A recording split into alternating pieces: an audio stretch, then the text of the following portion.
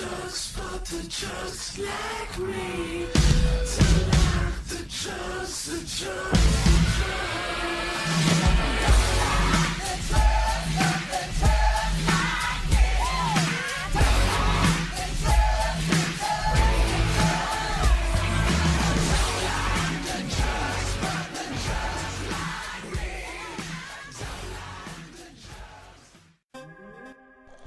Free drugs.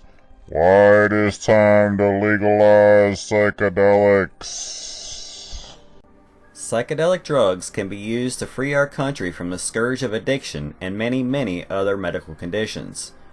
All of this has been proven time and again in labs around the globe, and I will be providing examples of such throughout this speech.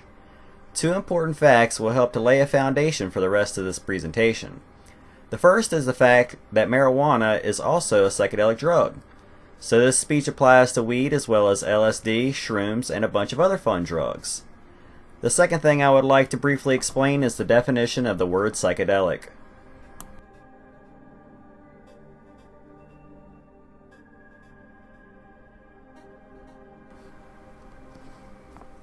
The word psychedelic was first coined in 1956 by psychiatrist Humphrey Osmond as another way to describe hallucinogenic drugs in the context of psychedelic psychotherapy. He combined the two Greek words psyche and delic to best describe this powerful mystical experience. The word psyche means mind or spirit, that non-physical aspect of ourselves. The term delic means to create, to manifest, or to develop. So the term psychedelic actually means mind developing.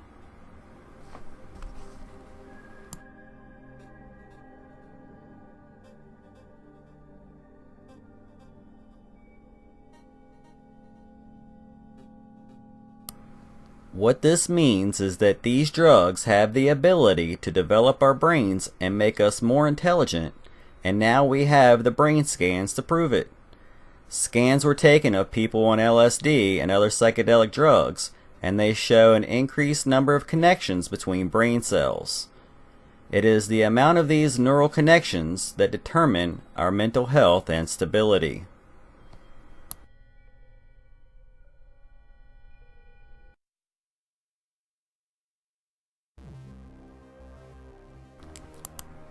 Anyone that has had a good trip can tell you that it is a very powerful experience indeed, and for most, it is a really good time. Many people use psychedelics recreationally, but it is now being rediscovered that these drugs can be used as medicine to treat many conditions, including addiction. Dr. Timothy Leary and many others were using these chemicals as treatments back in the 1960s before they were federally banned. It has been found and proven that psychedelic drugs can be used to treat and oftentimes even cure PTSD, anxiety, depression, addiction, OCD, ADD, violent tendencies, criminal activities, and perhaps even a number of physical disabilities. This is a quote from the Hefter Institute's website, which is one of many legitimate nonprofit organizations doing research into the benefits of psychedelic therapies. Since the 1960s, psychedelics have shown greatly promising benefits for those struggling with substance addictions and other compulsive behaviors. LSD was found to help people recover from alcohol addiction in many studies during the last century, and a recent analysis of that research showed statistically significant addiction reduction. Through rigorous clinical trials, the Hefter Research Institute is working to demonstrate that magic mushrooms may be an effective treatment for alcoholism, cigarette addiction, and cocaine dependency.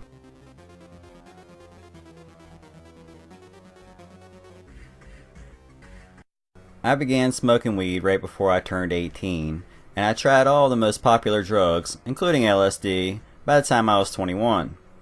It was at that age that I acquired my first vial of liquid LSD. It was also at that time that I first encountered Timothy Leary in the form of his very trippy movie, How to Operate Your Brain. After watching The Matrix on acid, I was inspired to start a virtual reality arcade that I called VRcadia. Dr. Leary was also a big supporter of virtual reality years before it was here. He often referred to VR as electronic LSD. I managed this project from the ages of 24 to 26, and I met my best friend at V Arcadia. We later started a band called FUTANT.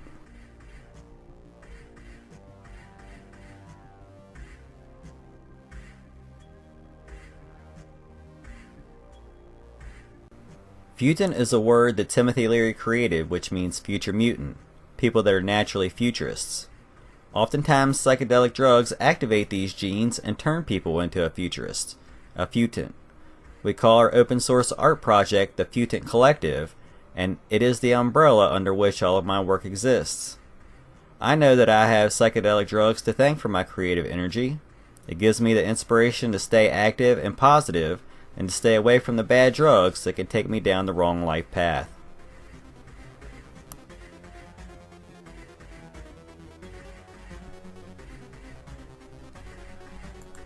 There is also plenty of evidence that smoking weed regularly is actually good for you and serves as preventative medicine.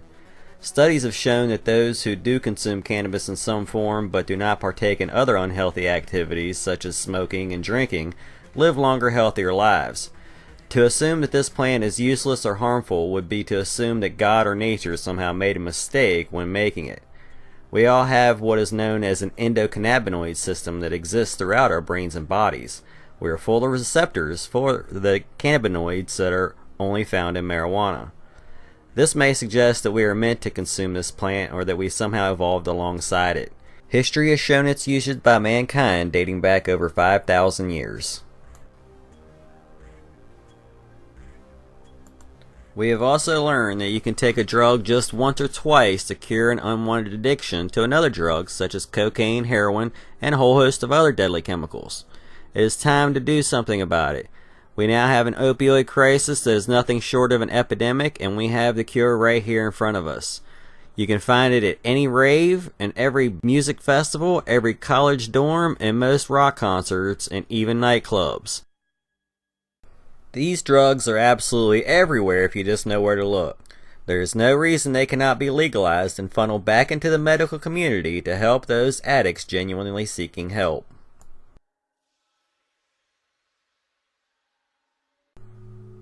I've spent years now studying drugs and psychology, and I have even released a book about Dr. Leary's work called How to Operate Your Brain, the 8-Circuit Model of Human Psychology. Leary learned that our brains are divided into 8 sections and that he called mini brains or circuits. Most people know that we have a left brain and a right brain that actually serve different purposes but work together for our survival. Leary discovered that our 2 brains actually consist of 4 sections and that each of these 8 mini brains can be activated by a different drug. It is this 8-circuit model that explains why psychedelic drugs can be used to cure addiction to other drugs. I'd like to take a moment to briefly describe the 8 circuits of the brain and which drugs activate them.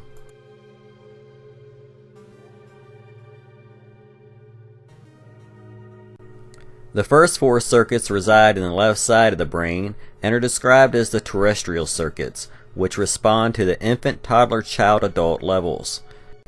The first circuit is imprinted at infancy when our experiences at that time shape our entire approach towards life. Parental nurturing is critical at this stage in determining our fundamental inner security. This level copies marine life, such as fish and amphibians. Opiates, such as heroin and most painkillers that doctors prescribe, produce states of awareness which tune in to this circuit of the brain.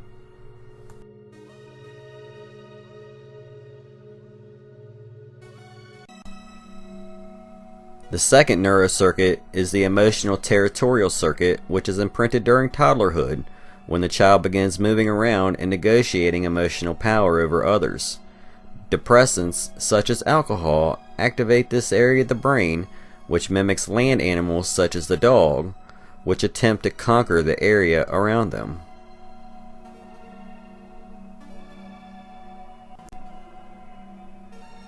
Third is the mental dexterity circuit, which is imprinted in childhood through the acquisition of skills in language. The third circuit can be amplified through stimulating experiences and drugs such as cocaine and caffeine. This area of the brain is activated in youth as the child learns logical problem solving.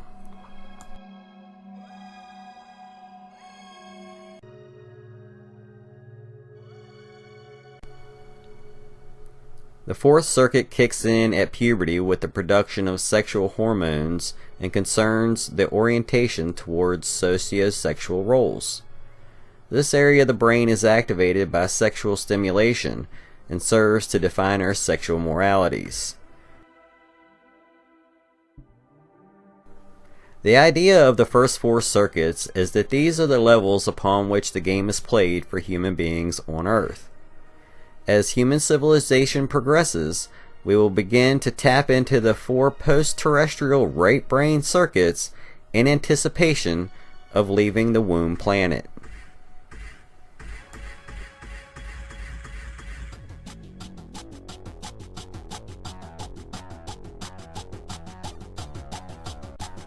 The right side of our brain houses the post-terrestrial circuits that we will need as we explore our future in space.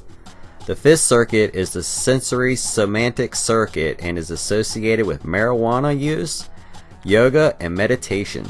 Sensual and exotic, this circuit is designed to be used in zero gravity. This stage is about reprogramming previous mistrust or constraints to adopt a looser and more adaptive perspective in life. Activating this area of the brain usually makes people more creative and interested in artistic endeavors.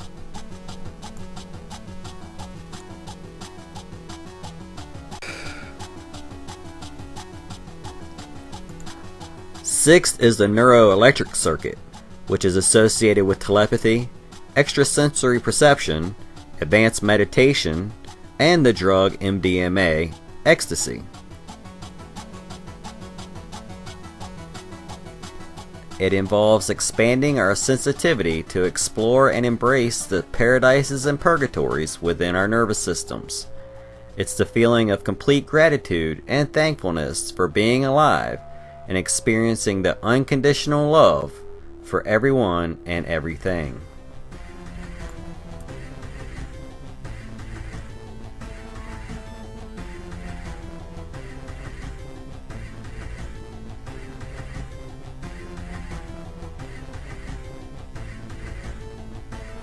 The seventh circuit is known as the neurogenetic circuit and is associated with LSD, magic mushrooms, and other strong psychedelic chemicals. This circuit deals with mastering our DNA to transcend our biological limitations. Activating this area of the brain can be referred to as a spiritual experience that allows life-altering behaviors to begin.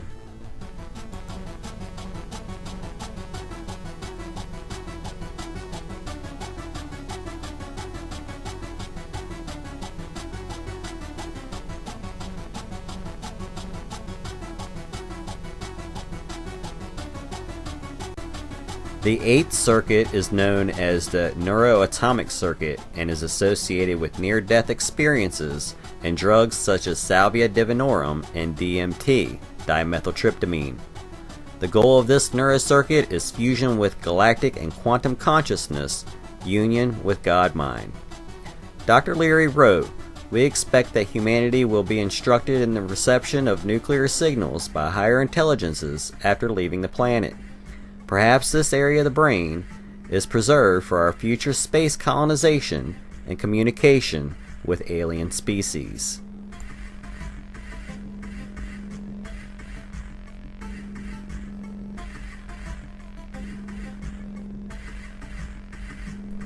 So in summary, the right brain activating psychedelic drugs serve to unhook the brain from the left brain activating lower circuit drugs that are poisonous and extremely addicting.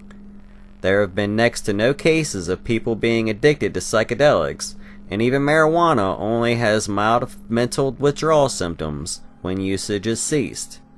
The toxicity levels of the most popular psychedelics are so low that they are considered non-poisonous at even levels much higher than dosage.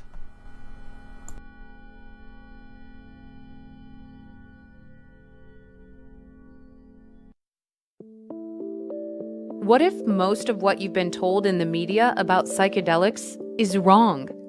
Have we been misled about the medicinal properties of psychedelics, just like we were misled about medicinal marijuana? It was a small study, but now a much larger study is underway. The researchers behind it say that psychedelics are much more effective because they treat the root cause of addiction, not just the symptoms. Numerous studies show that psychedelics are not neurotoxic. They're non-addictive, and they have the power to cure even the most stubborn cases of anxiety, depression, addiction, and post-traumatic stress disorder. When people with treatment-resistant PTSD were given the psychedelic MDMA combined with psychotherapy, 83% were cured. Compare that to just 25% with psychotherapy alone. With 22 veterans a day committing suicide in the US, it's vital this medicine is made available to the public. It was part of a controlled medical test to see if psychedelics could be useful in helping people quit cigarettes. Alana had been smoking for 37 years before her session with psilocybin, and she hasn't had a cigarette since. Kathy's psychedelic trip wasn't just for fun. It was part of a recent experiment to see if magic mushrooms can help people stop smoking. Did you try quitting a couple times before you entered the study? Well, I tried the white knuckling, just quitting. I tried the patches, I tried the gum. Nothing worked. I kind of was very depressed, like I thought I was never going to be able to quit. But she did quit after her psychedelic trip. Now, she hasn't had a cigarette in more than 3 years. In the 1950s, doctors in Canada used LSD to cure alcoholism with a 45% success rate. Even Bill Wilson, who founded Alcoholics Anonymous, used LSD to cure his debilitating depression.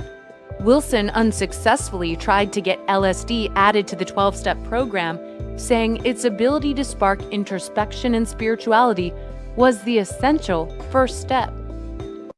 For instance, one of the most impressive areas of psychiatric research with psychedelics back in the 50s and 60s was work with hardcore alcoholics.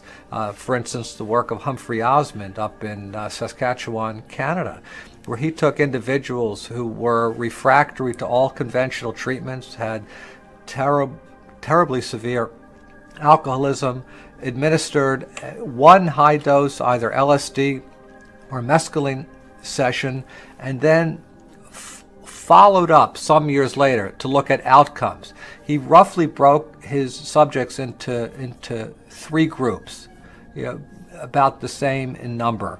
1/3 of those people had really not had much positive effect at all. 1/3 had maintained sobriety for a period of time and then relapsed, and another third maintained sobriety over the entire period of follow-up. Here is a short list of books that have been published on the subject. Psychedelic Psychotherapy by R. Coleman. Psychedelic Psychiatry, LSD from Clinic to Campus by Erica Dick. Psychedelic Medicine by Dr. Richard Lewis Miller. Psychedelic Medicine by Michael Winkelman and Thomas Roberts. Psychedelic Healing by Neil Goldsmith, Ph.D. LSD Psychotherapy by Stanislav Grof. LSD, the Problem-Solving Psychedelic by Stafford and Golightly. LSD, the Consciousness-Expanding Drug, compiled by David Solomon. DMT, the Spirit Molecule by Rick Strausman. Psychedelic Drugs Reconsidered by Lester Grinspoon and James Bacalar. The Psychedelic Experience by Dr. Timothy Leary. Psychedelic Healing for the 21st Century by Michael Watts. Here is a list of research studies that have been published on the subject. Psychedelics as Medicine for Substance Abuse Rehabilitation. Psychedelic Medicine, a Re-emerging Psychotherapeutic Paradigm. The Potential of Psychedelics as Preventative and Auxiliary Therapy for Drug Abuse. LSD for Alcoholism, a meta-analysis for randomized controlled trials. A controlled comparison of LSD and dextroamphetamine in alcoholics. Studying the effects of classic hallucinogens in the treatment of alcoholism. Can MDMA play a role in the treatment of substance abuse? Treating drug dependence with the aid of ibogaine. Remission of severe opioid use disorder with ibogaine. A whole list more. Over 100 more.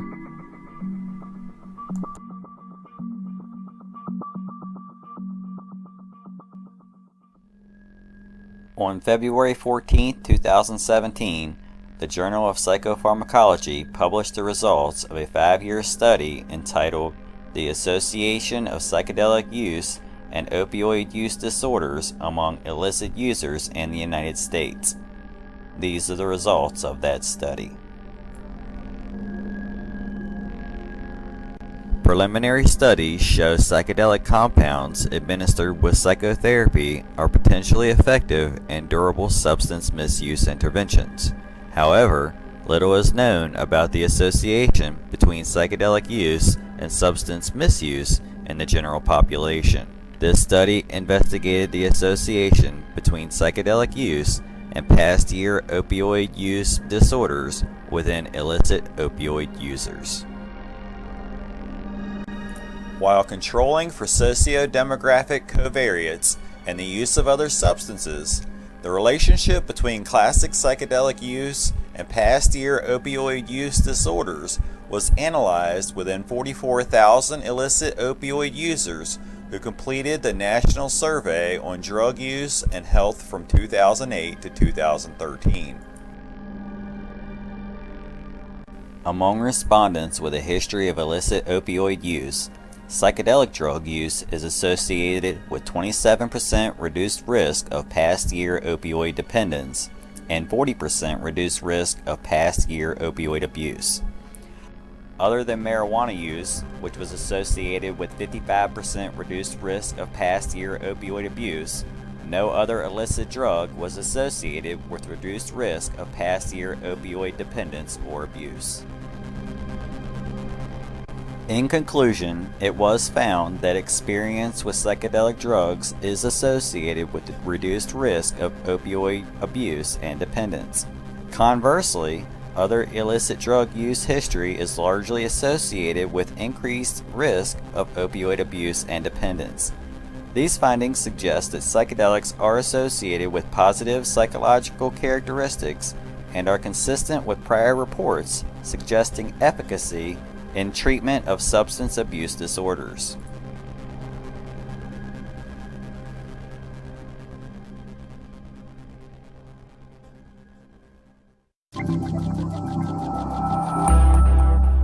Hey, Parvati Shallow here with addiction psychiatrist Dr. Stephen Ross. How do science and spirituality mix in treating addiction?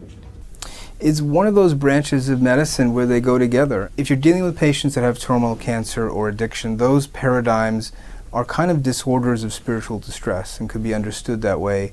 And we really do need to develop treatments that pay attention to those domains of the illness. Addiction can be understood as a kind of spiritual disorder. In other words, addicts can lose intention, they can lose connection to community, to God, to their family, to within themselves, and they can lead a life that is sort of like meaningless and without attachment. And the worst is when you see addicts choosing their drug over their kids, and you can get a sense of how profoundly problematic from a kind of spiritual and developmental perspective this disorder can be. Talk to me about the work that you're doing with addiction. We are one of the few academic medical centers that's about to embark on hallucinogen treatment model for addiction. And we're doing this study in conjunction with the University of New Mexico. It's a randomized controlled trial using psilocybin-assisted psychotherapy. It's specifically motivational interviewing to help people with alcoholism. The University of New Mexico has gotten approval and has started the trial. They have treated the first couple of participants. At NYU, we have full institutional approval, and we're in the process of getting our Schedule I license. And the study will likely start within the next 1 to 2 months. What is psilocybin? Psilocybin is the active, it's the psychoactive component in a type of hallucinogenic mushrooms. There's over 180 species of hallucinogenic mushrooms. And it's been used by indigenous cultures as a spiritual sacrament for millennia. It was discovered in the 50s. There was a banker in New York, Gordon Wasson, who went looking for this sort of hallucinogenic compound, found it and sent it to Albert Hofmann, who was the inventor of LSD. And in the late 50s, Albert Hofmann synthesize psilocybin as the psychoactive component. It's also what's known as a Schedule 1 drug. It's classified as having very high addictive potential and no therapeutic utility. But in my opinion, it's actually misclassified from that perspective. Is this a controversial study? Well, it does have controversy associated with it. These drugs are associated with, the kind of cultural wars of the 60s. And they're banned substances and considered taboo. There's a long history of these substances causing excitement and then being repressed, and that has happened throughout history for various reasons. So we're really trying to learn, the modern day researchers are trying to learn from the mistakes of the past, and to be very careful and to do this in a very safe, thoughtful way. By inducing a kind of spiritual awakening, it may shift the person who's addicted from this kind of path they're on, which is very dark and going towards destruction, and shift them towards a different path, a kind of like connection back into their lives and developmental tracks. And this sort of shift we want to then feed into psychotherapy to help change their motivation to enter sobriety and recovery. As a doctor who's dedicated myself to treating addiction, my main message is never give up hope. There is always hope, even in the worst cases. You need to hang in there because most patients eventually recover with good treatment. The Food and Drug Administration's decision to grant breakthrough therapy designation to MDMA for the purpose of PTSD was our greatest achievement in 2017. Another nonprofit organization working in this field is known as the Multidisciplinary Association for Psychedelic Studies. MAPS and the FDA also reached an agreement under the SPA for the designation of Phase 3 trials of MDMA for PTSD. It seems like the 2018 election cycle could bring about some legal changes in the field. Will California become the first state to decriminalize psychedelic drugs? Could Oregon be the first state to legalize psilocybin therapy?